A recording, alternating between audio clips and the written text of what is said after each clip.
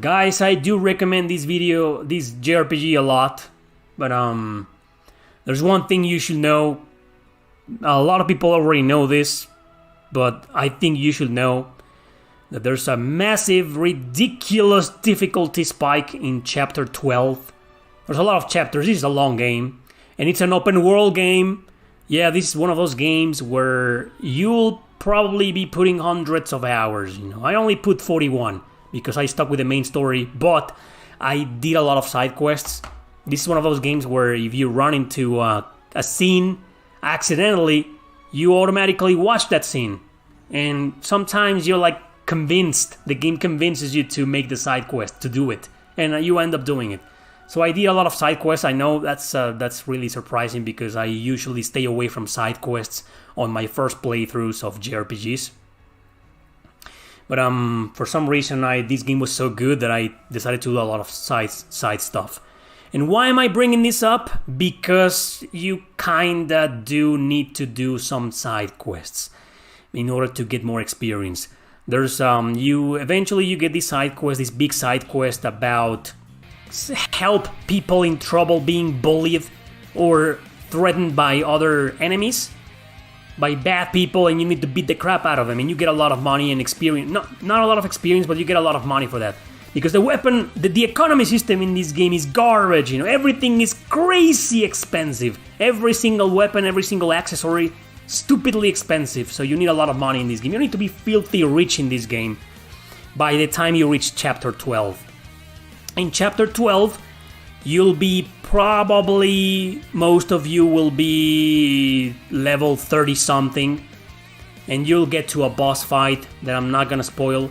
That boss fight will beat the crap out of you in seconds, and you'll notice that the bosses are level 50, so that's pretty much what you need to do. And there's an arena, and the characters tell you, hey, there's an arena we can go to before going to fight these bosses. So do it, play that arena, it's really useful, and you get tons of experience points. You level up after every battle, and if you complete it, you get awesome equipment, some of the best equipment in the game.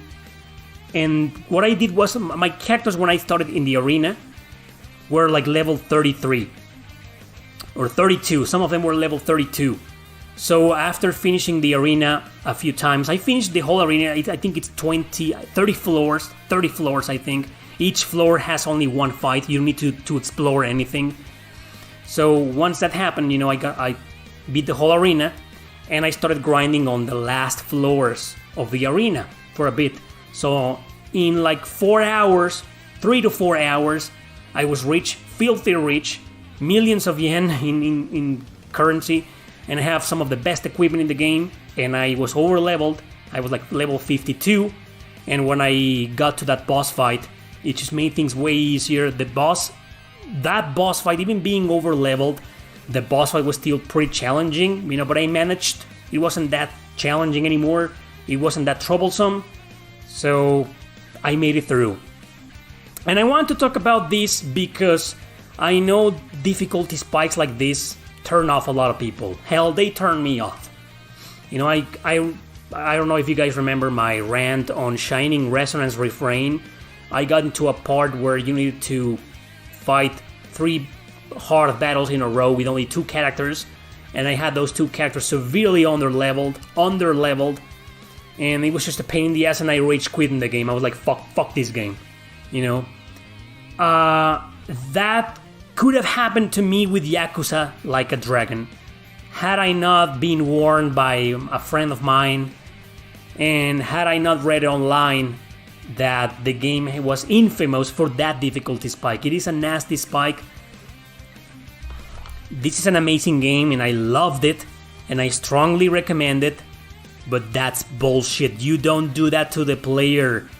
You don't do nasty, super nasty spikes like that, It's just Sega, they're not gonna watch this video, but if some of Sega staff watches this, tell the developers to go to hell. Don't do that again. It's fucking frustrating, it's annoying, but at the same time, this game is so good that it's just worth putting up with. It's only going to take you 3 to 4 hours to complete the arena and grind everybody to level 50 something, and the rest of the game won't be a cakewalk. Don't worry, it'll still be challenging. Some bosses will still be kind of challenging, but it's just, you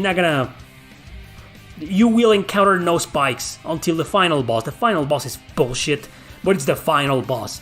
It can get away with being bullshit. But suffice to say that I didn't have to grind again until the final boss. Before the final boss, you can just go into this secret dungeon that unlocks in the first city of the game, and you find these vagabonds, and they give like 500,000 points of experience. I'm not kidding. So just fight a bunch of them until you're like level 60 or 60 something, and then you beat the final boss, the end, and you'll watch a very emotional ending. The ending of this game made me cry. A fantastic story, guys. This is one of the best stories, modern JRPG stories, and it is strongly recommended. So if you get to that difficulty spike, it is very worth training your characters and putting up with it. Don't rage quit in this game. Don't drop it. It's worth it.